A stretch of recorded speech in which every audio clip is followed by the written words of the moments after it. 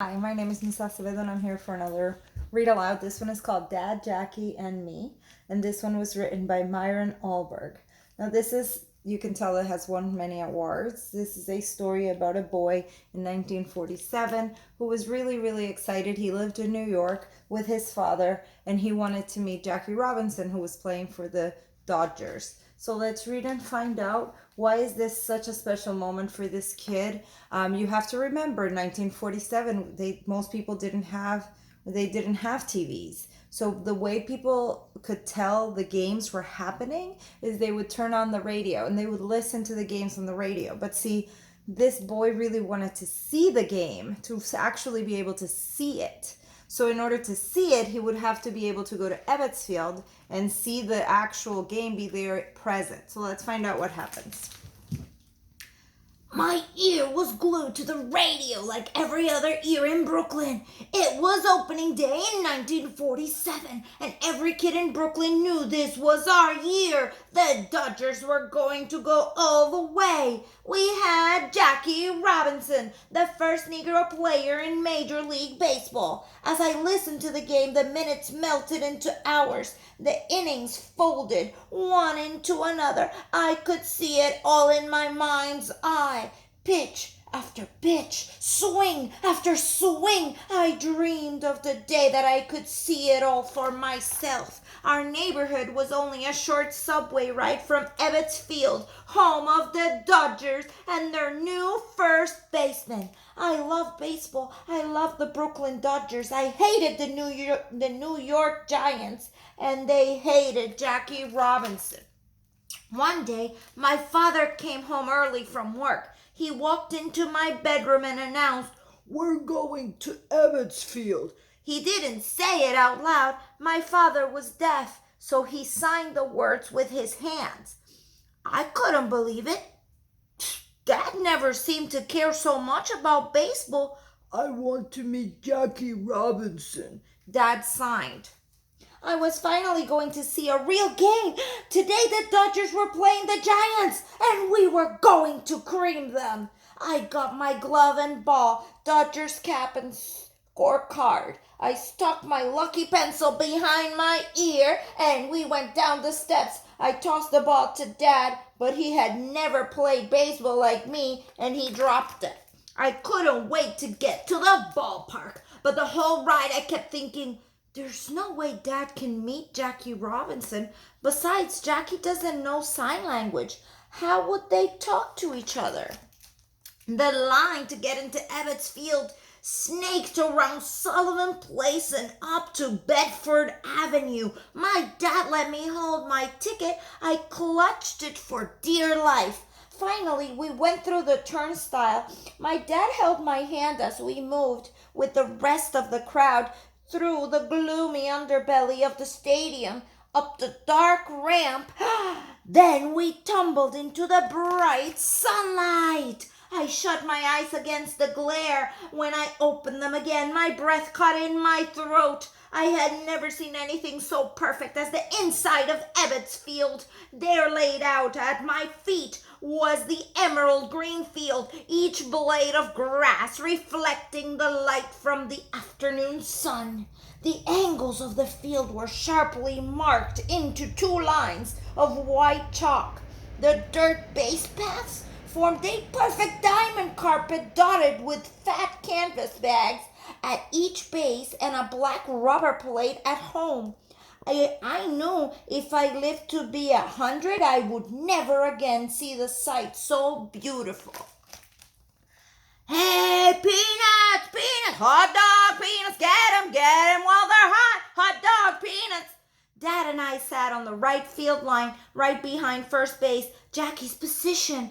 The Dodger Symphony was marching up and down the aisles playing "The Worms Crawl In, the Worms Crawl Out." The music was ear-splitting. Dad couldn't hear it, but he laughed along with everyone else at the sight of the raggedy band's tattered clothes, cowbells, and whistles. When the game started and Jackie ran out on the field, Dad yelled real loud, "Jackie! Jackie! Jackie!" Only it didn't come out that way. It sounded more like, "Aggie! Since my dad couldn't hear, he had no way of knowing what the word should sound like. Everyone looked at my dad, and I looked at my shoes. As Jackie stood at first base, the Giants began hooting and hollering. They called Jackie names, horrible names. What are they saying? What are they saying? My dad was asking, and I said, bad things. Tell me. Some of those words I had to finger spell. I knew no sign for them. Dad listened with a sad little smile on his face. In the ninth inning, Jackie bunted and beat the throw to first base. Then he stole second base. And on the next Dodgers hit, he moved to third. The score was tied at 4-all. 4 for the Giants, 4 for the Dodgers. The Giants pitcher took a long windup and Jackie dashed for home. We all jumped to our feet yelling, Jackie, Jackie, Jackie. And my dad would yell, Aggie, Aggie, Aggie, Dad screamed. This time nobody seemed to notice the heck with those Giants. They were nothing. We had Jackie Robinson.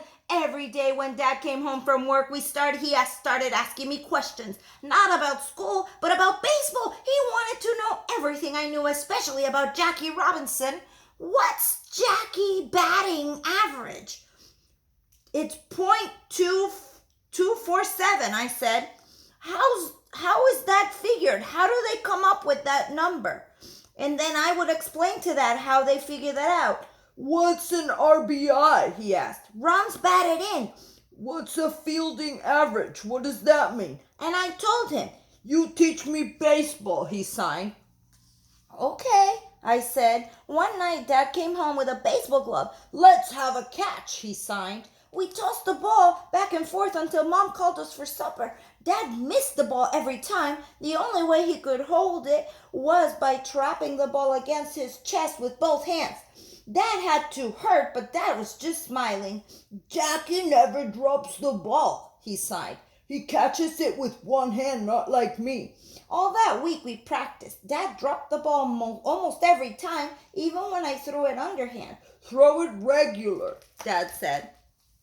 Dad and I kept going to games whenever we could. Every time Jackie came out of his position, Dad chanted right along with the crowd, Aggie, Aggie, Aggie. Jackie never looked over at us. He just stared down the line to the next hitter. One Sunday, the Dodgers were playing at the St. Louis Cardinals. What a game! Our pitcher had a no-hitter going, and then it happened on a simple grounder that he knew he couldn't beat. A Cardinal player crossed first base, and he spiked Jackie on purpose. That means he took his shoes. Do you see his shoes? The shoes on baseball have spikes, like metal spikes on the bottom. So since he couldn't beat him, he cheated and he hurt him.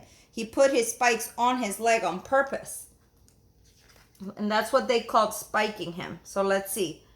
On a simple grounder that he knew he couldn't beat, a Cardinal player crossed first base and spiked Jackie on purpose. 52,000 eyes popped. 26,000 jaws dropped. 26,000 tongues were still. Then, in that awful silence, my father jumped to his feet. No! He screamed. Not fair! Aggie! Aggie! Aggie! The Brooklyn crowd went nuts. They leapt to their feet and joined my father. Jackie! Jackie! Jackie! The name bounced off of the brick walls, climbed into the iron girdles, and rattled around under the wooden roof. But Jackie just stood at first base, his face as a blank mask. You could tell he was in pain. His blood, let's see what it says about the blood.